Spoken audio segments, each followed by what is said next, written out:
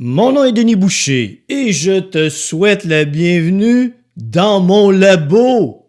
Aujourd'hui, je te parle de mon exceptionnelle stratégie de je m'en foutisme. Et je te la raconte à travers une histoire qui, j'espère, te permettra de bien saisir l'ampleur de l'efficacité du je m'en foutisme. Il y a très longtemps, j'ai eu une discussion avec un ami. Il y a peu de chances qu'ils se reconnaissent. Ça fait des années que je ne l'ai pas vu, mais on a eu cette discussion ensemble. Alors, on est au restaurant, on a une petite bière devant nous et on se met à discuter. Et il me dit, « Denis, j'admire ce que tu fais. T'es chroniqueur à la radio, t'es entrepreneur, t'animes des conférences, t'écris des livres, t'animes un podcast. Moi, j'aimerais ça faire la même chose. » Ben oui, mais c'est pas compliqué. Veux-tu que je t'explique? Ah oui, Denis, explique-moi la stratégie. Ben écoute, c'est pas compliqué. Un podcast, tu vois, tu t'achètes un micro, tu as un logiciel sur ton ordinateur, tu payes sur le bouton, pouf, puis tu racontes des histoires. OK?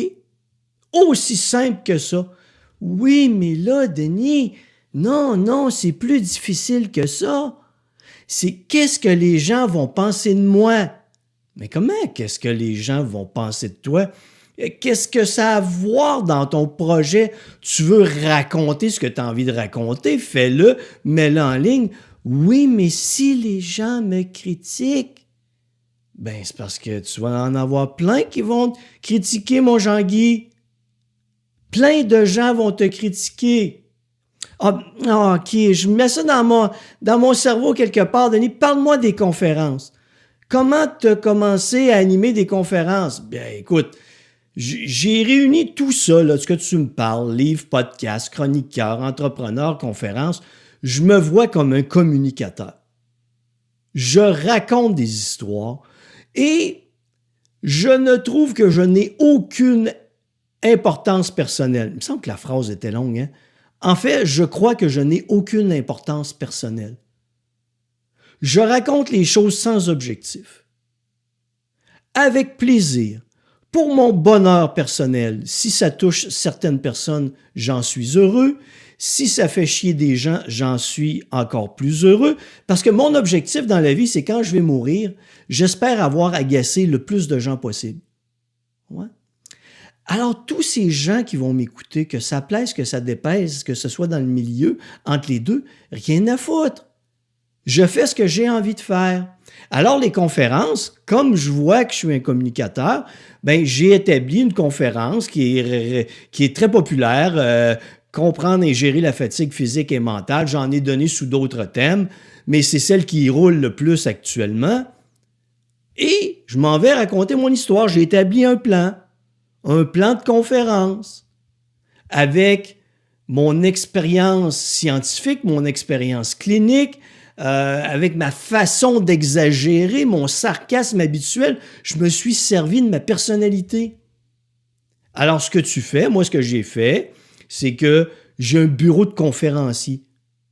J'ai envoyé mon plan de bureau de conférencier. Je dis, regarde, bureau de conférencier, c'est ça que je fais. Voici mon expérience, voici mon CV. Ça ne me tente pas de gérer mes conférences. Peux-tu t'en occuper? Hey, Denis, super! Ce qui fait que de temps en temps, le bureau de conférencier m'appelle et il dit, hey, Denis! Oh, Denis, j'ai une conférence pour toi à Montréal. J'ai une conférence pour toi à Ottawa. J'ai une conférence pour toi ici. Ben, j'y vais. Ah, ouais, mais Denis, là, tu parles devant combien de personnes? Ben, j'ai parlé de 20 personnes jusqu'à 1500 personnes. Oui, mais Denis, c'est parce que là, tu es devant la scène, puis il y a des gens qui vont te critiquer, il y a des gens qui t'aimeront pas, il y a des gens qui penseront pas bien de ta conférence. S'ils n'aiment pas la conférence, qu'est-ce que je ferais? Ben, c'est parce que, mon Jean-Guy, je t'explique, OK? Ta conférence, là, si tu n'en donnes jamais parce que tu as peur, tu ne deviendras jamais meilleur. Et je te donne une statistique, là. Écoute-la bien, là, mon Jean-Guy. Il y a toujours 12% des gens qui vont détester ce que tu fais. C'est systématique. À toutes les fois que j'ai donné des conférences où il y a eu des évaluations, 12% ont dit que j'étais à chier. Il y a des fois, c'est vrai. Non, je pense que je suis un pas pire communicateur, mon Jean-Guy, là. Mais il y a des fois, j'ai donné des conférences, c'était pourri. J'étais pas dedans, pas concentré, une grippe. C'était pas bon. Mais dans 92% des cas, pour moi, ça va bien. Il y a 8% des fois, je le manque. Je peux pas être parfait. J'apprends, j'ai appris à vivre avec ça. Et la critique, c'est pas grave. Ça n'a pas d'importance. Oui, mais Denis, ça risque de m'affecter dans mon moi profond. Va chier ton moi profond. On n'en a rien à foutre de ton moi profond. Tu t'empêches de faire ce que tu souhaites faire, ce que tu aimerais faire, ce que tu as envie de faire. Tu te prives de tes projets de vie parce que tu as peur de la petite critique. Hein? Voyons donc, fuck la critique. Hey! Penses-tu que je vais m'intéresser à quelqu'un qui me critique, que je ne connais pas, qui est probablement un idiot, frustré de la vie, qui lui, il n'a rien d'autre à faire que chialer après du monde parce qu'il n'a rien réalisé dans sa vie. Puis il est probablement jaloux parce qu'il aimerait faire ce que tu fais. Penses-tu que je vais m'inquiéter d'une critique?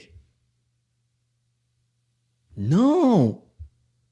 Oui, mais là, Denis, là, je comprends, Denis, je comprends. Mais là, comment tu as fait pour devenir chroniqueur à la radio? Ben, je me suis fait connaître. Hein, c'est qu'à un moment donné, il y a très longtemps, j'ai décidé que je voulais faire de la radio, puis j'ai misé sur moi. J'ai investi sur moi. Ça a commencé il y a très longtemps, là, il y avait une station qui était CHRC. J'ai acheté un 30 minutes. Et là, je me suis lancé à la radio. Puis là, j'ai commencé à envoyer des idées de chronique. Puis, je me suis fait connaître. Avec mon style très désagréable, sarcastique, là. Je m'en vais pas parler comme ça, là. Ouais, alors là, nous sommes à la radio, mec. Alors, je vais faire attention comment je perle. Je vais bien perler pour être certain que tout le monde m'admire. Non! Je suis là pour créer de l'émotion, je suis là pour faire réagir, je suis là pour faire chier, je suis là pour faire réfléchir. Alors, je parle en Denis Boucher. Hey, je suis allé sur un podcast en France récemment, là. Tu l'as peut-être entendu, c'est tout récent, sur devenir triathlète. Avec mon ami Hermano qui est au Luxembourg. Et les Français, ça perd comme ça, mes mecs français, là, hein? Alors, quand on a lancé sur mon accent québécois. Et je me suis permis de jouer avec ça. J'ai dit, l'accent québécois est l'accent du mâle alpha. Les femmes, les Européennes qui veulent un vrai mâle, doivent venir au Québec. Les critiques sur qui je suis, j'en ai rien à foutre. Je vais donner des chroniques, il y a plein de gens qui me détestent, je me fais insulter. Penses-tu que ça m'intéresse de me faire insulter? En fait, j'en ai rien à cirer. Rien à cirer. Parce que la personne qui m'insulte, je te le répète, c'est probablement un idiot, c'est probablement un crétin, un frustré de la vie, un sans éducation, un minable qui n'a rien réalisé dans sa vie et que pour évacuer ses frustrations, il m'a choisi ce jour-là et il m'a envoyé un tas d'insultes. Mais est-ce que je devrais perdre du temps avec ça? Absolument pas. Rien à foutre de ce que les autres pensent de moi. Et c'est comme ça que j'ai commencé à développer ma stratégie de je m'en foutisme. Parce que tu t'exposes, là. Quand tu es en podcast, quand tu vas donner des chroniques à la radio, quand tu donnes des conférences, quand tu deviens entrepreneur, tu écris des livres, tu t'exposes. Tu t'exposes à la critique. Alors moi, il y a très longtemps, je me suis dit, est-ce que je m'empêche, comme mes chums, de faire ce que je veux dans la vie parce que j'ai pas peur de me faire critiquer? Fuck you, non, je veux faire ce que je veux dans la vie.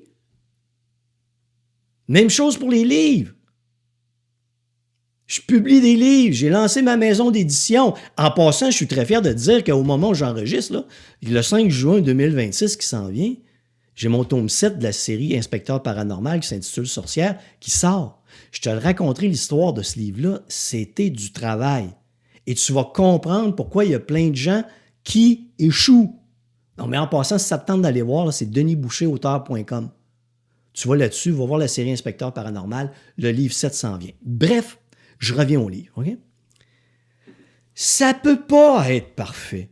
OK? Je reçois une critique d'une Germaine qui me dit « Moi, j'ai lu vos livres, j'ai trouvé des fautes de français, et je n'aime pas les anglicismes. » Ce qu'il faut que tu saches, c'est que dans tous les livres que tu vas lire, il y a des fautes. Quand j'ai commencé, il y a très longtemps, j'avais pas un bon processus de correction. J'envoyais ça à des correcteurs. Et ça m'est revenu, puis j'ai pas vraiment vérifié. J'ai mis ça en ligne j'ai publié ça, pensant que ça allait être correct, mais non, il y avait des erreurs. Bon, j'ai vécu avec. Okay? Et j'ai donc expliqué à la dame, poliment. Mais j'aurais pas dû être poli. Là. C'est là qu'il faut que tu saches le moment où il faut t'envoyer quelqu'un. Là. Okay? J'ai dit, écoutez, madame, je vous remercie pour vos critiques. C'est bien gentil. Mais oui, le processus, c'est quand j'ai lancé, on était à 2 étapes de correction. Je suis même rendu à 5 étapes de correction. Maintenant, pour les anglicismes, écoute, celui que j'ai utilisé, il est utilisé dans le langage courant. Et elle m'avait écrit un commentaire genre, « Vous êtes un auteur québécois, vous devriez travailler à faire évoluer la langue française. » C'était une connerie de genre. « Hey, Germaine! » Là, c'est là que j'ai arrêté, parce que je serais devenu méchant. Parce que c'est une tendance chez moi, là. Pas de patience, puis je viens vite méchant. J'aurais dû lui décrire.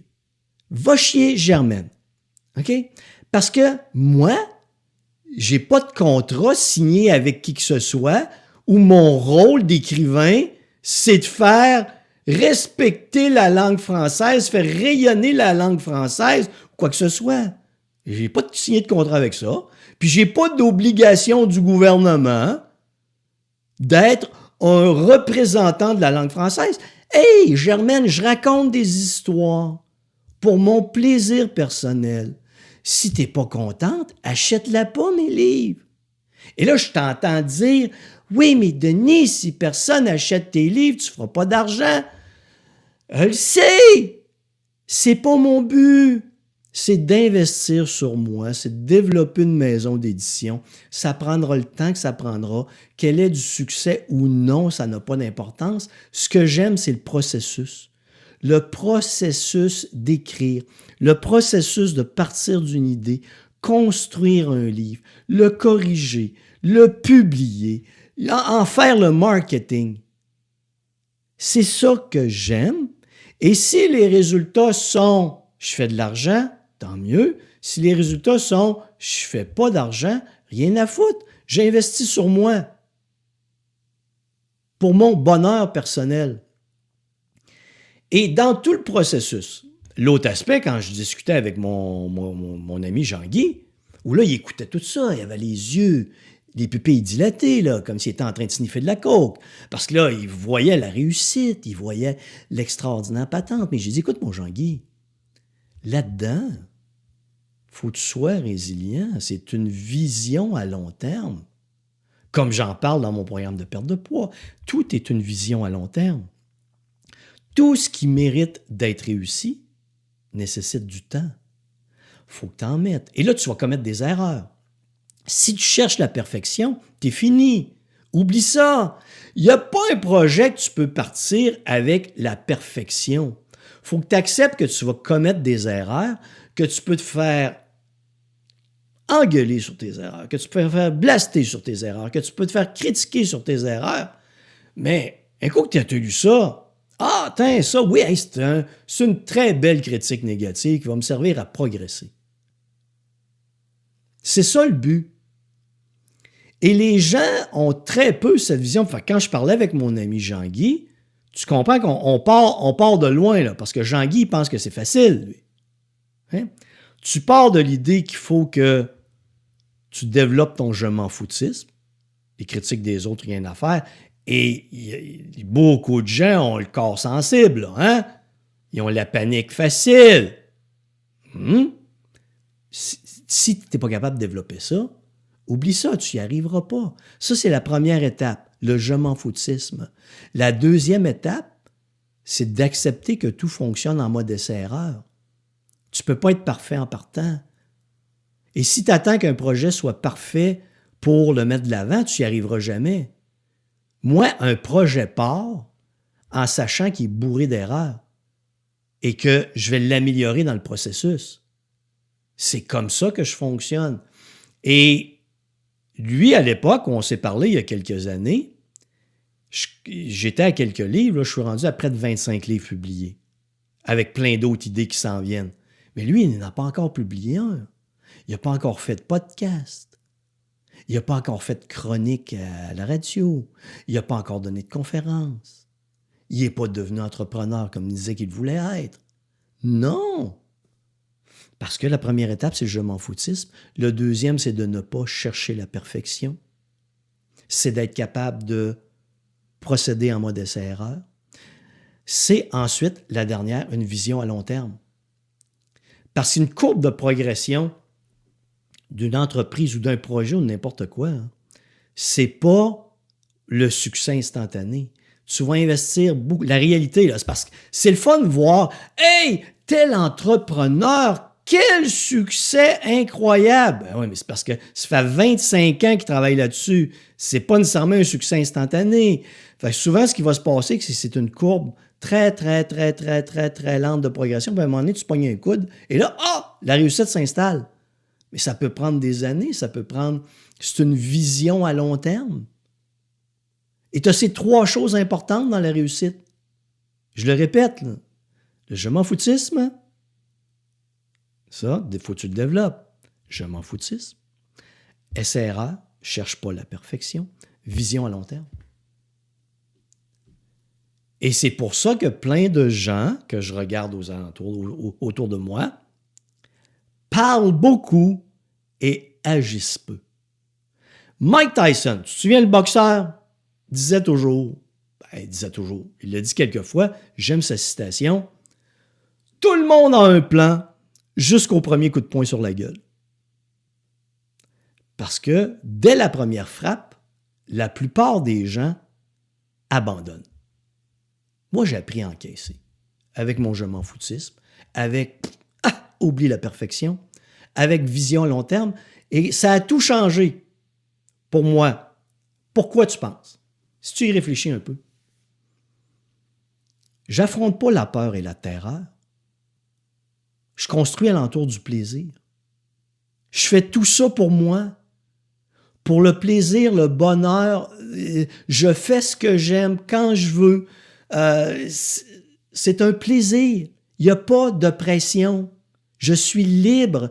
J'ai une paix d'esprit qui me permet d'être créatif, de faire ce que je veux, quand je veux, comme je veux. Et je suis capable de vivre avec mes réussites autant que de vivre avec mes échecs. Parce que j'échoue beaucoup. C'est important d'échouer beaucoup. Parce que c'est le seul moyen d'apprendre. Bref, j'espère que tu as aimé cet épisode sur le je m'en foutisme, l'absence de perfection et la vision à long terme. Si tu as des commentaires, tu ne te gênes pas, info@denisboucher.com. Je t'invite à visiter 2 sites internet extraordinaires, denisboucherauteur.com si tu veux me découvrir en tant qu'auteur, et si jamais tu veux te remettre en forme, perdre du poids, denisboucher.com. Bref, à un prochain épisode. C'était le 2e épisode dans ce nouveau labo de Denis Boucher. Dans le podcast, tu vas voir que tu as les anciens épisodes, le labo du Doc Boucher, où je parlais seulement de perte de poids, de métabolisme, d'entraînement. Et comme je te l'ai dit dans le premier épisode, je voulais m'ouvrir à plus de choses, plus de créativité. Et j'espère que ce que je vais te raconter sur moi-même, mes amis, mes expériences cliniques et tout ça, va te servir. Bonne réflexion. À la prochaine.